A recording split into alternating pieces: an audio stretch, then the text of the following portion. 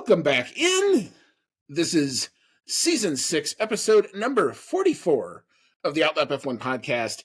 It's our 2024 Las Vegas GP preview show. You've got Andy and I'm along with Cody tonight, and we just caught you up on all of the news that happened within the last couple of weeks. Boy, was there a lot there. So feel free to check that out. I think I'm going to do separate videos. So it's a separate video on YouTube. It'll be one audio podcast as always. But feel free to check out that other video if you want to get caught up on your news. But it is time, as we like to do, to drop the green flag on the weekend and get us prepped for the weekend. And we always do that by talking about where we're racing. And we're going to get into our Pirelli track facts brought to us by the good folks at Pirelli Motorsport.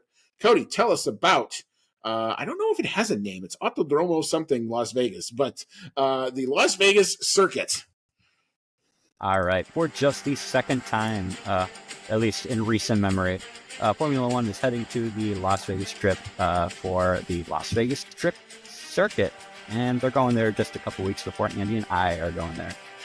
But located in, as you might expect, Las Vegas, Nevada, in the United States. Number of laps for the Grand Prix is 50, and the length of the circuit is 3.853 miles. That's 6.201 kilometers. And consists of 17 turns. Tire selection from Pirelli for this race is going to be the C3, C4, and C5 tire compounds. And the track characteristics from Pirelli are a 2 out of 5 for traction, 1 out of 5 for asphalt grip, a 2 out of 5 for asphalt abrasion, 5 out of 5 for track evolution, 4 out of 5 for tire stress, 3 out of 5 for braking, 2 out of 5 for lateral load, and a 1 out of 5 for downforce. The qualifying lap record is going to go to the only qualifying lap pole set, and that was set last year by Charles Leclerc with a 1 minute 32.726 seconds, while the race lap record is going to go to Oscar Piastri, who set it last year, with a 1 minute 35.490 seconds. Most wins at this track is going to, for the moment, be just the one win, which was done by Max Verstappen last year, and that sole constructor win goes to Red Bull. What's the circuit like, Andy? All right, located in the heart of Las Vegas, this 6.2 kilometer, 17 turn street circuit winds its way past iconic locations like Caesar's Palace, the Bellagio, and the Venetian, with average speeds expected to reach or match Monza, otherwise known as F1's Temple of Speed. There promises to be plenty of action and overtaking. And this circuit cooked last year. We saw lots of overtaking. But one thing for sure that is going to be a factor throughout the course of the weekend is the weather. And normally you would think it's out in the desert. It's going to be hot. We've got Qatar here, right? Wrong. This is the part of the year where it gets cold in the desert at night. And so what I'm going to do is I'm going to give the weather basically, like, I'm going to say Thursday, Friday, and Friday, Saturday, because it's all happening overnight in the U.S., regardless of where you are in the world. So the Thursday, Friday for practice is going to be clear skies, 64 degrees during the day, but going all the way down into the 40s, which is only 8 degrees above freezing temperatures. So it's going to be very cold. Winds and light and variable. No chance of rain on Thursday or Friday. As for the Friday, Saturday running for qualifying, mostly clear skies, a high of 67, so that seems reasonable, but a low of 48, so not quite as cold. That's actually important. Those 8 degrees could mean something. Winds, light, and variable. Again, no chance of rain here. And for the Saturday race, the warmest of the 3 days, only going to talk about the low temperature because that's 55. So 15 degrees difference between Friday practice and Sunday race. That long run in FP2 might not even be worth it. I don't know. We're going to have to see. What are the conditions going to do? But the winds will be a little higher. Winds out of the west-northwest, 5 to 10. Only a 4% chance of rain. It's not going to rain. You're not going to see an inch tire. I'd be really shocked if you did. Yeah, 8 degrees over freezing. Still better than what we got here in Chicago, because it snowed today. Yeah. It's supposed to snow tomorrow. First one of the year always makes driving. Chicagoans are good about driving in the snow. It's just you always have to recalibrate, and that first recalibration, depending on who you are, can be painful. So take care of each other. give yourself extra time if you're on the roads in Chicago for the next couple of days, because we don't want to see fender benders. Those are never fun. All right, so we're going to get into our qualifying and our race predictions, and we shall start as we are apt to do. It's the Choose Your Champion predictions game. We're going to start with our pole sitter. The 2023 pole sitter was Charles Leclerc from Ferrari. So, Cody, what do you think is going to happen with this year's race? Who do you got on the pole? I think we are going to see another Charles Leclerc pole. Charles Leclerc is one of the best ever at one lap pace, and he got pole here last year and seems to be driving an even better car this year. Ferrari has been performing very well. He's already got several wins under his belt for this season, and I think everything that we're seeing points toward a successful race for Ferrari. So I'm going to go with Charles. Yeah, I agree. I think this is probably, of the tracks that are left on the calendar, the strongest for just the Ferrari setup in general. It's as close to Monza as it is. They were really, really good in Monza. They were really, really good in Baku, too, which is also where I kind of think I see a lot of correlation between the setup of that track and this track, especially with the ridiculous long straights. I've got Charles Leclerc, I think, taking the pole. The guy knows how to make a qualifying lap. I think he's got the goods here, so I've got Leclerc for pole position. As for the lap times, and this can be sometimes darts at a dartboard too. We don't really know where this is going to go. New cars, maybe better tires, but really cold temperatures. So the quali lap time last year was that 132.726. Cody, what you got for a lap time here? Seems that throughout this season, going about half a second, give or take, faster than last year's time seems to have been a pretty safe bet when the weather has been the same between races. And yeah, it is going to be really cold in Las Vegas, but it's probably never going to be wet in Las Vegas for the race. So I'm going to go with that. Maybe a little more than half a second faster than last year. With a 1 minute 32.110. All right, very good. My lap time is going to be quicker than yours, and I'm going to tell you a couple different reasons why. I've got a 131.905, and here's why I think they're actually going to go faster. One, they've got a book on what this track did last year. They saw what the evolution was. I think that's a big deal. These engineers are great. They're all going to work on the sims. I think the simulator is going to be a lot more accurate, so I think the cars in general are going to be faster. The other thing we're not going to have, at least I would be shocked if, second I say I'm shocked about anything that happens in the sport, I shouldn't be. But I don't think we're going to see a 5-hour delay between FP1 and FP2 because they have literally concreted over all of the drain covers. I've seen it myself. I've seen pictures of it. No loose drain covers, no welding of any of that down. So I think they learned their lesson from that. So if the sessions run normally, I think you'll see a lot more evolution early and therefore faster lap times. So I've got a 131.905 for the lap time there. All right. So we will move into our race predictions. The podium, and I forgot until I saw this. They actually wheeled them in a limo and took them to the Bellagio fountain. I think they're going to do the same thing this year too. It was Max Verstappen, Charles Leclerc, and remember when Sergio Perez was good? Yeah. It can happen. It happened in Las Vegas last year. He got on the podium, a double podium. Only prevented a Red Bull 1-2 with a last lap pass by the aforementioned Charles Leclerc. So, a whole lot of stuff going on here for sure. So, Cody, what's your thought on our race podium? Who do you got taking it, and what's the order? I think that Charles Leclerc is going to be able to convert a pole position that I hope he gets into a race win. For second place, now this might be me more wanting and willing for it to happen than the likelihood of it happening. But I'm going to go with Verstappen in P2 and Norris in P3. I think the last couple championship clinches for Max Verstappen have been kind of underwhelming. In 2022, we had the race in Japan where it was wet and no one really knew if he clinched the championship or not because no one's really sure if there was points awarded. And then last year, he clinched the championship after a very dominant season at a sprint race, which was a little underwhelming because there probably wasn't as many people watching it. However, I think if he outscores Norris in this race, he will clinch the Drivers' Championship. And I think Las Vegas, with all of the pomp and circumstance that's going to go with that, would be the perfect place for them. So you've got Leclerc, Max 2. Who do you got for P3? Norris. Later. Okay. All right. So he's going to chase the championship home. Oh. Yeah. I don't know that I want it to go down like that. I do think Max is going to win the world championship. I think that's pretty much fait accompli, but I don't know that I have it here per se necessarily. But I do have Charles Leclerc taking the win. I do think this is, as a McLaren fan, my focus is now fully on the constructors, which is the one thing that they still can go win, which would be a big, big deal for them.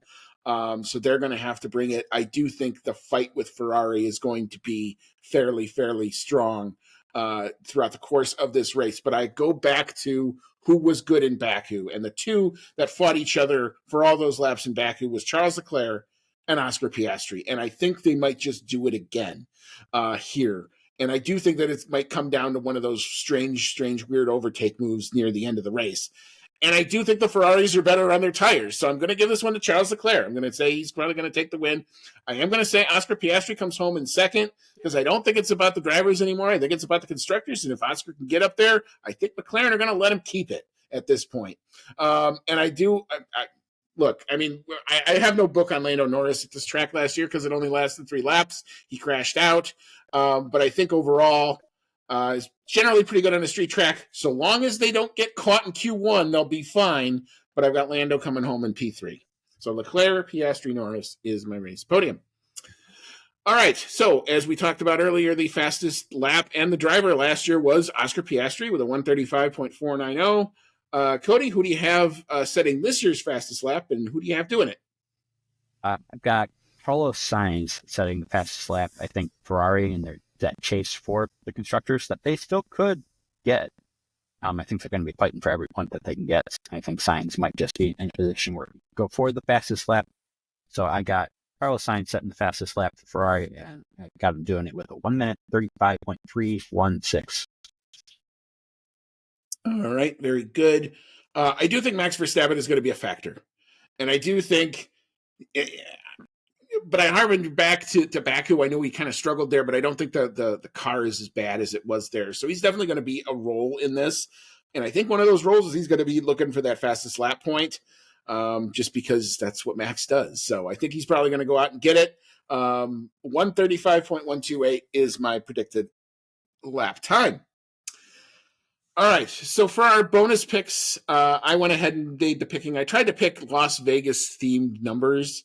And I know 7 is a lucky number. I know 11 is significant in blackjack. And I would have loved to have picked 11 and 21. But we don't have 21 drivers. So get that entry grid on the grid so I can do my prop bet or my bonus picks next time. But anyway, so I'm going to do P20 instead. So P7, P11, P20 are the bonus picks. I'll go first with this one. I've got George Russell coming home in P7. I do think the colder temperatures will suit the Mercedes car, but they have such a thin working window. It might actually be too cold for them. So we'll have to see, but they may struggle a little bit here. So I've got George Russell coming home P7.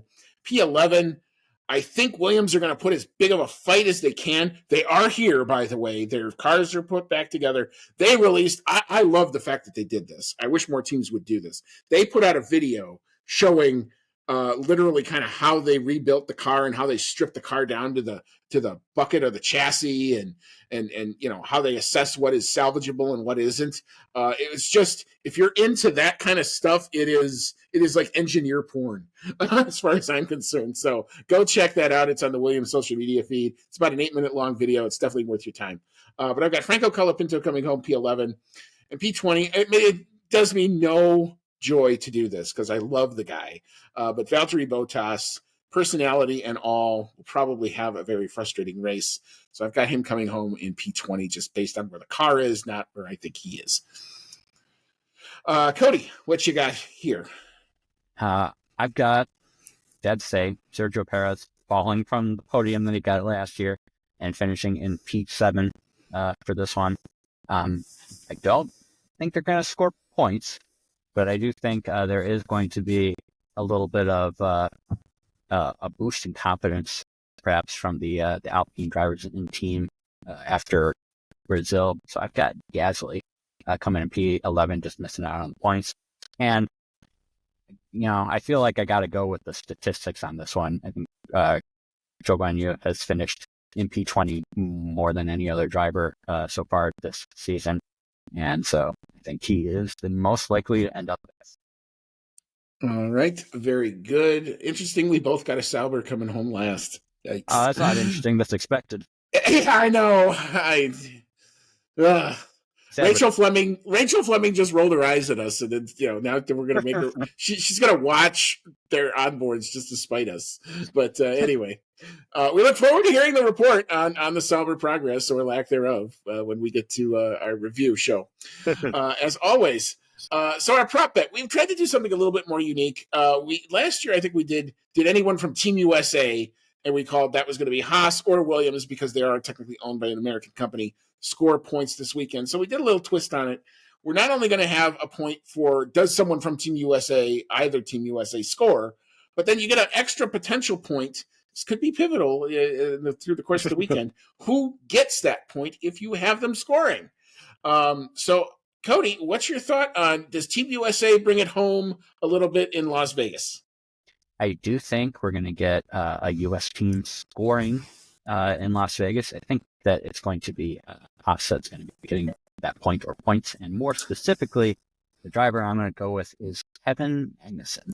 I think he's going to be a little wild and crazy at the end of his career here, and he's going to get that point. If you want to have somebody who's going to hang it out there, the K-Mag's your guy, that's for sure. I also I do think Team USA will be able to score a point. I do think the Haas form looks pretty darn good at the moment. Despite the fact that they're now behind Alpine, I think Haas are going to fight back.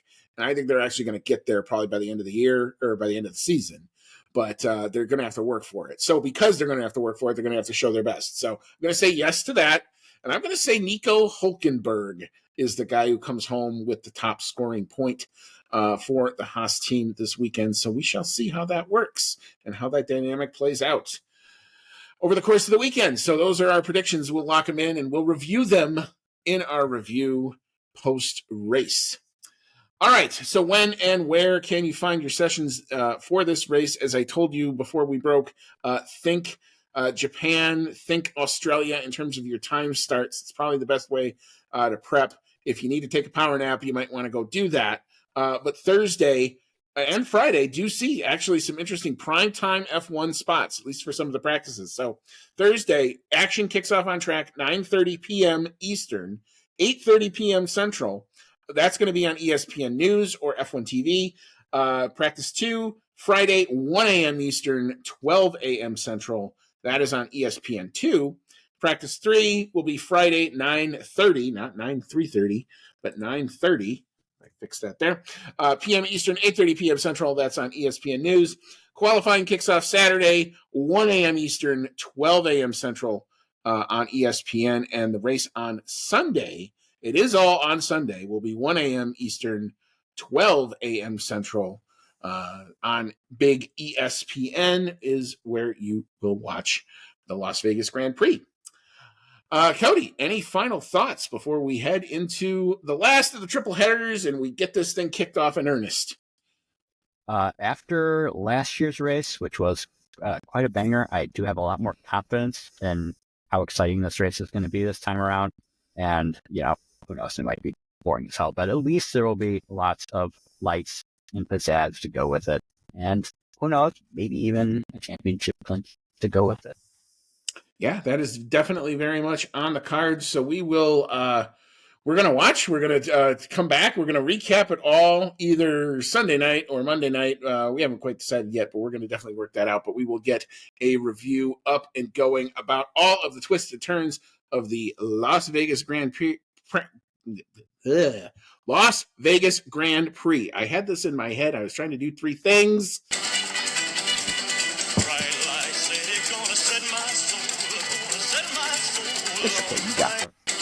So, Viva Las Vegas. We will be back to recap it all. God, this track really does look like an upside down pig, but let's hope it cooks. So for Cody, it's been Andy. Gotta love it when F1's back, baby, and it's back in big time. So we'll see you after the race. And until then, may all your laps be fast.